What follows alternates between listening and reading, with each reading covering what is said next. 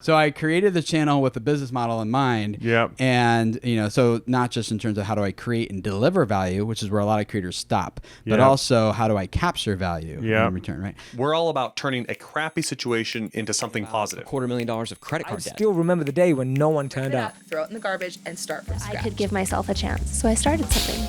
I mean, I think that counts as from poop to gold.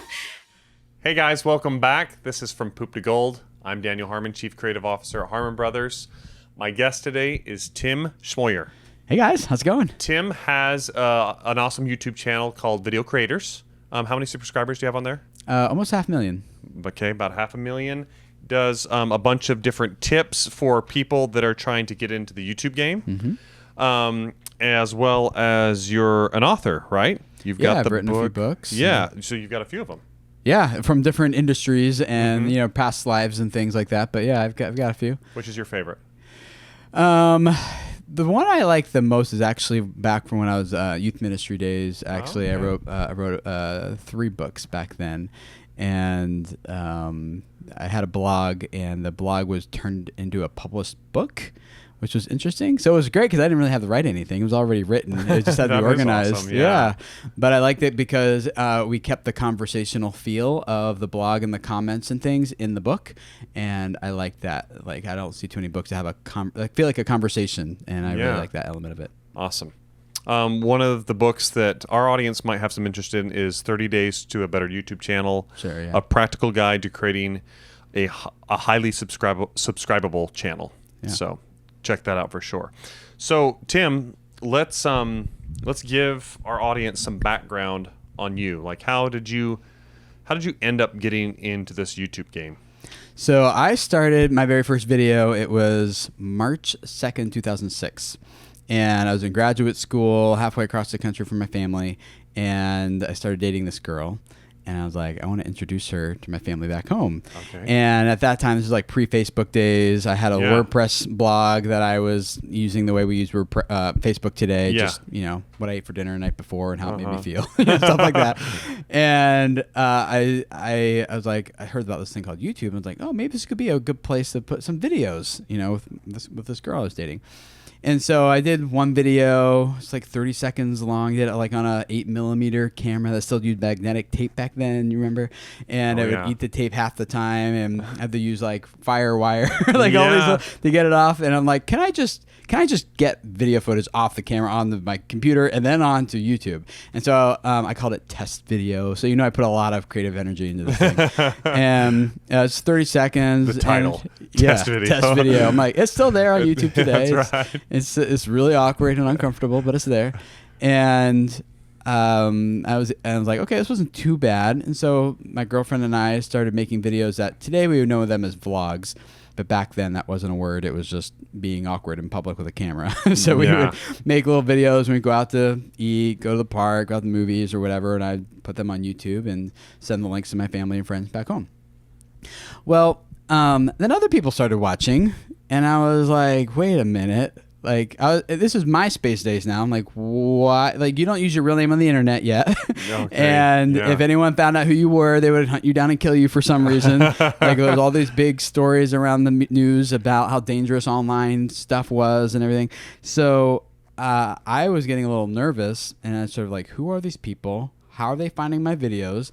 Why do they keep coming back? Who is Catlicker69? And should I be concerned that they keep coming and commenting on my videos? And this was even before the subscribe button was a thing on YouTube. And the whole thing was just changing so fast. So I started reaching out to other people like, what's going on? How does this work? And they're like, we don't know, but if you figure it out, let us know. We're trying to figure that out ourselves. And they would say, hey, go talk to Tim. He's trying to figure it out. And so from the very beginnings of YouTube, I was in that position of like I like problems like that. I like solving like big complex things that like most people don't know how to address.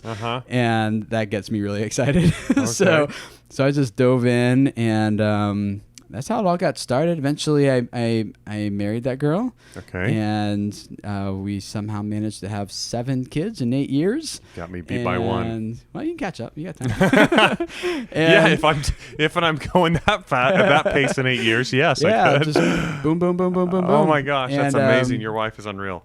and running what turned into a full-fledged business. You know, we've done YouTube strategy for Disney, Warner Brothers, HBO, Century 21, eBay, Budweiser, like a lot of big brands like that, all the way down to creators and brands who are just getting started. And A lot of consulting. yeah, a lot of consulting and a lot of client work and just doing a lot of strategy for these people and helping them, you know, read their analytics and make decisions about how to improve and move forward. And so far, our clients have earned 14 billion views and 61 million subs with us. Dang. So it's been fun. We've had a lot of fun with it. Yeah. That's awesome. That's a great story. All So from you- my girlfriend, Yeah. now wife, Now wife of 7 kids. very tired wife. And yeah, I was going to say, you guys homeschool too, which is... Yeah, I do the homeschooling in the morning, and You do? Yeah, and then I start Okay. work around 11. Oh, awesome. Wow. That's a good schedule. Man, I want to get it. So I homeschool. Oh, do you? Yeah. Okay, cool. That's very cool. So this podcast is called From Poop to Gold. So when is a moment in your career or your life when you've had it's kind of a really crappy situation that you turned into something positive or something great? Yeah, I can say that, tell the story in hindsight. You know, like these stories, when things go to poop, they're never like fun. You know, you're like, Not when you're there yay." in it. No. Right? No, not at all. So, when I was in grad school, started the whole thing with the YouTube stuff. I was a youth pastor at a church down in Dallas, Texas area, and I thought that was going to be my career path for like the rest of my life. You know, I loved it. I loved just working with families. I loved seeing teenagers' lives like change and the relationships between them and their parents and like I just loved it. Like people's lives being changed, I just loved. Your career path was I'm just going to go have my ministry. That's it. Go and do my Yep. 10K. Yep. Just do the full-time ministry route. And it was going well, you know. We were seeing some fruit. We were seeing some results and things happening in people's lives, and it was around that time when my wife and I we got married. We were still doing video. Even today, we still publish videos to that channel, vlogs and things. And we were doing about 1 million views a month on YouTube at that time.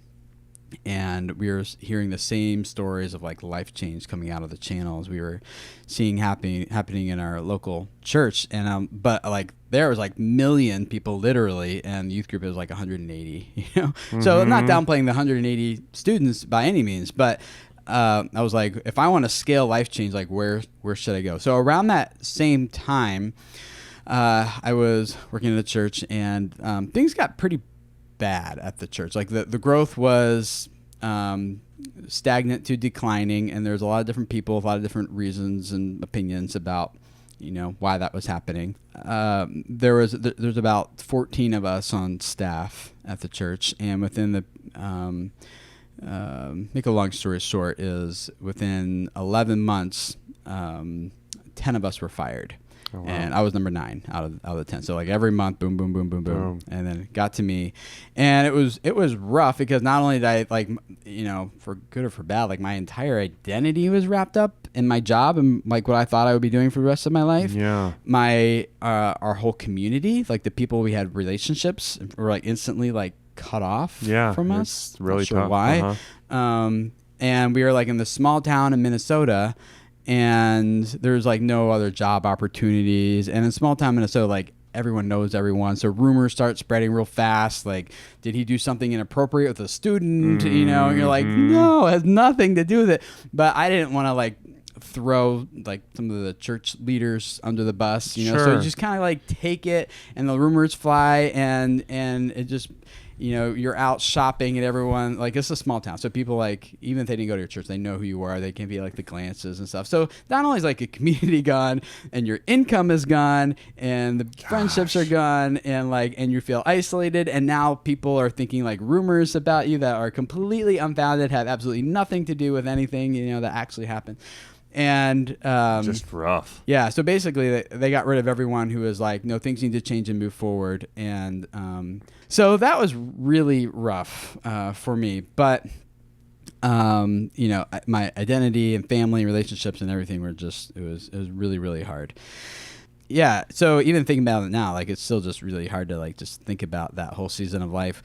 So we stayed there in town for another 2 more years, and just because I felt like we weren't released from this place, like I felt like I was still supposed to be there. and so we weren't a part of that community anymore, but we still stayed there, and that was hard. And I had a blog at the time that had accidentally turned into the most widely read youth ministry blog on the internet at the time, and that's where the previous books were published. And so I was speaking on stages at youth conferences and church events and things across the country, and kind of like what I just kind of accidentally reproduced in YouTube space is what I was doing over in youth ministry space at the time. And it was 2 years, and I lived off the blog. It was okay, but I was still looking actively for other ministry positions and things, and wasn't finding anything that I felt, whether I was gun shy or not. I'm not quite sure exactly why, but I just couldn't find anything that I was willing to take. And so the YouTube stuff was really taking off for us, and this random guy named Jeremy, still a good friend of mine today, he emailed me. He's like, I keep bumping into you on the internet. I keep finding you like your youth ministry stuff, and then I'm finding like your YouTube stuff, and he's like, who are you? And so we had a conversation. He owns a video production storytelling studio in Cincinnati called Epifio. Have you heard of them?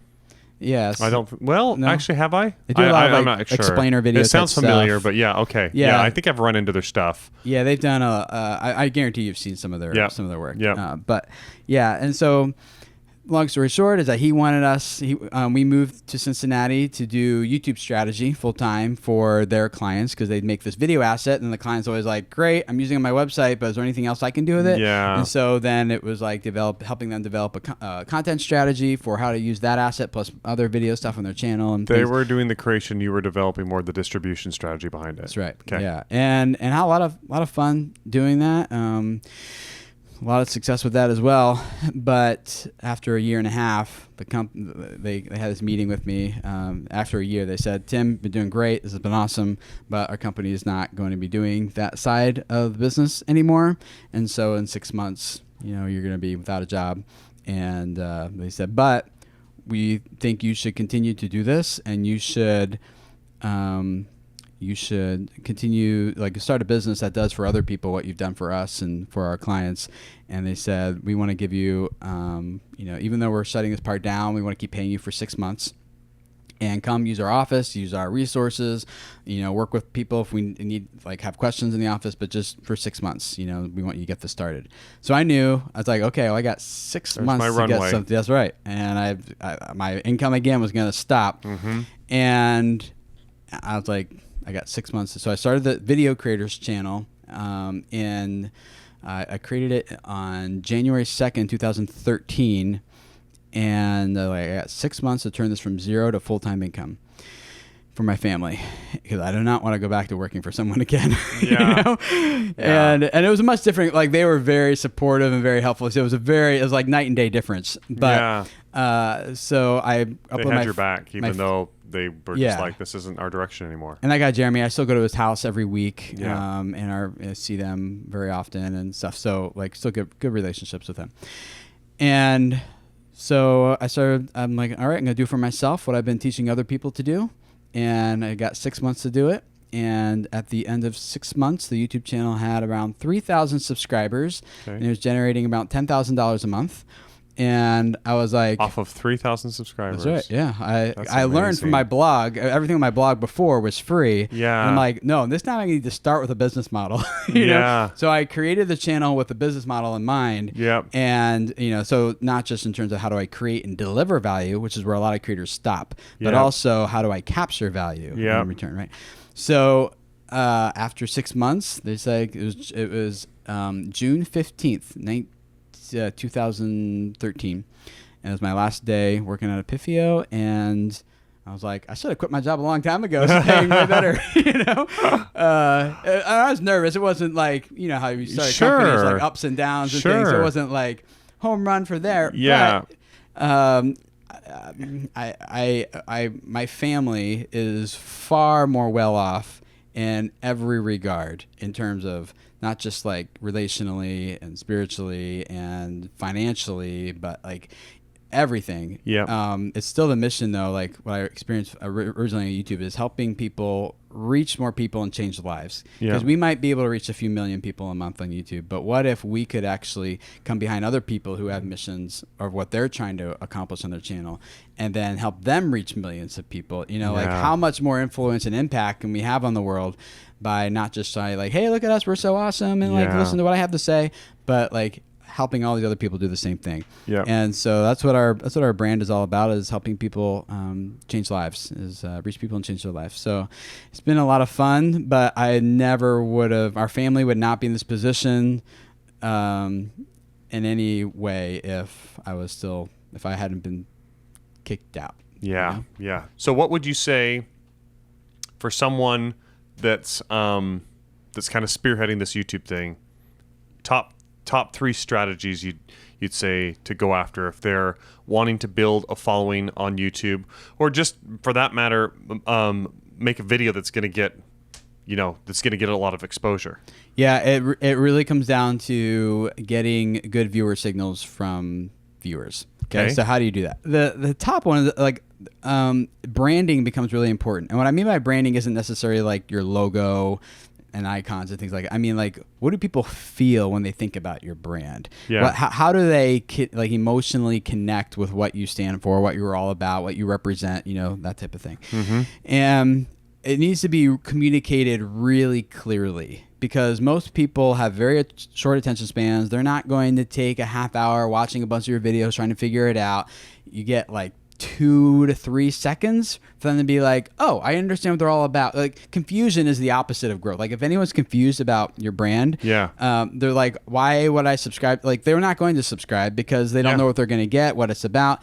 And so we always say the confused customer never buys. Exactly. Same way the confused viewers never watches, right? And never subscribes and never comes back. Right. On and so on. Brand clarity is really important. And I don't mean just like subscribe because every week we're going to give you a new video that teaches you how to detail your car, you know.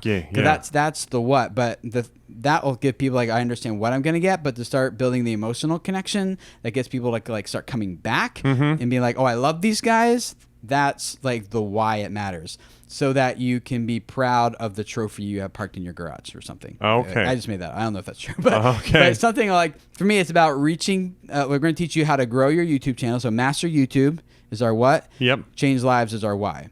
Awesome. Most people don't believe that with us. Yeah. You know? They're just like, most oh, people these like guys are master just YouTube. blowing smoke. Yeah. Most people like master YouTube, make money, master YouTube, feel popular, like whatever.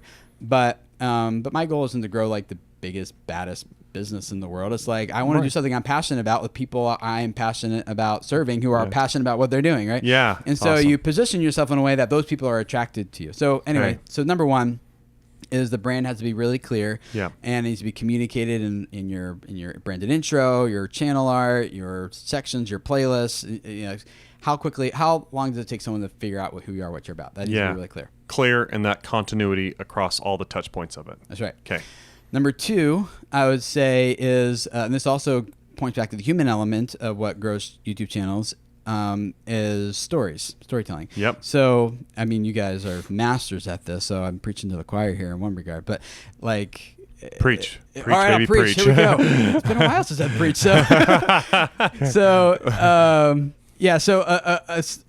a lot of people, they just like, okay, I gotta make this super short, make this super clear, make it like 3 minutes, because I heard that anything longer than 3 minutes on the internet doesn't work. So, was not true. So last year I did an experiment at Social Media Marketing World where I interviewed 9 different people, and I did 2 videos with each person. I did one video like, tell me how what's your story of how you discovered this or changed this on your channel, and then I did another video where we like the same content but just give me the 3 bullet points. Okay. All right. And so we did 9 of these, and I published them back to back at the exact same time. Okay. And then I put them on groups and analytics, all this like evaluation and stuff. And the result is that the story-based content performed at least double in every regard. Engagement was quadruple. Awesome. Watch time was higher. Some of the actual views it got was 10x what just the 3-point counterpart video performed, right? Wow. Unless the story was lame,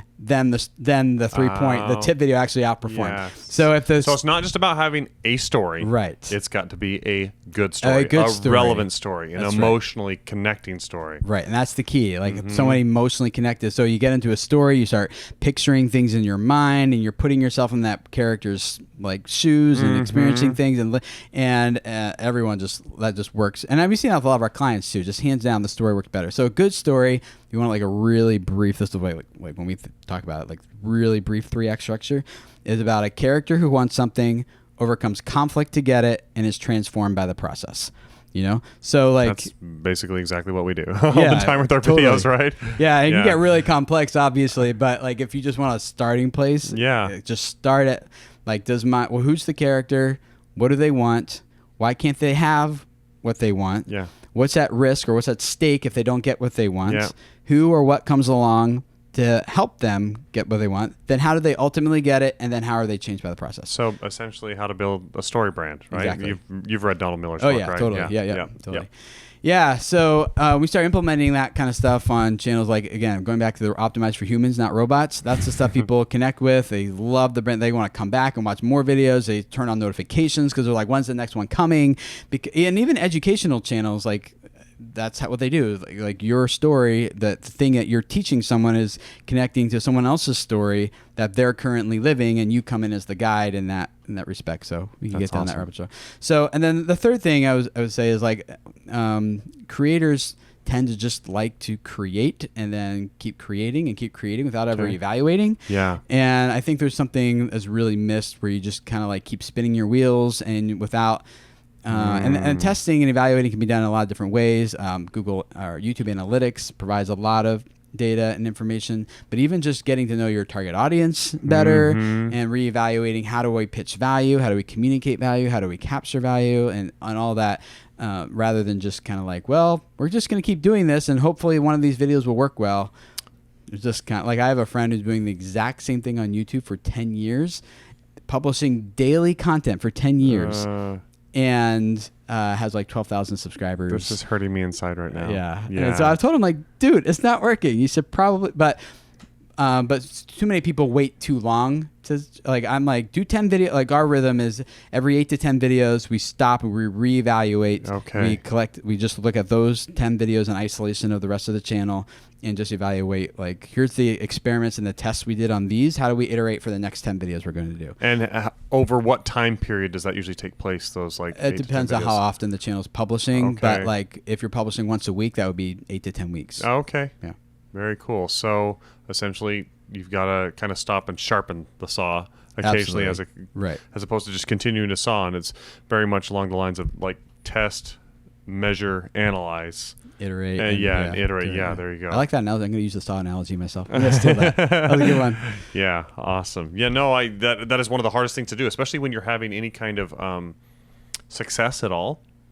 Is stopping to be like, okay, can we sharpen it in any way? Can we make things better? Or if, like you said, or if someone's just spinning their wheels, why not spin your wheels and actually go somewhere? Yeah, and most people, a lot of creators I work with who are in the multi-million subscriber range, they wait too long to iterate because then like their momentum plateaus and then they just try harder, the same thing, and then it starts to decline, and it's really hard to turn that around. Like you actually need to reinvent yourself before the plateau and like change it while they like before they're expecting something different, and keep the momentum going. There's very few creators like Shane Dawson has done that multiple times. Phil DeFranco has done that a few times. Like so, there are some OG creators who have been able to do that, but most people just kind of get stuck. Yeah, no, you see that all the time.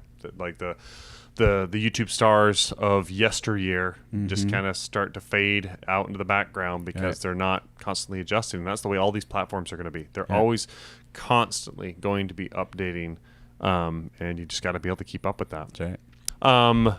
Where should people, if people want to find you, Tim, where should they look you up? You can look me up at, I have my own podcast every week. Just search for Video Creators or Tim Schmoyer. It should pop up. Or we post weekly videos at youtube.com/video creators as well, just to help train people how to grow their audience and spread a message that reaches people and changes their lives. Awesome. Spell your last name for our audience. SCHMOYER. All right, cool. Yeah. Yeah, Thank just so they have that clarity. Awesome. So thank you so much for joining us, Tim. Appreciate your time. Yeah, thanks for having me. And thank you for the tips for our audience. Yeah, They're going to totally. love those. And gosh, I love them myself. We're going to go out and implement. So thank you guys once again for watching, listening. So make sure to subscribe, like, comment, share, all that good stuff. And we'll see you on the next one.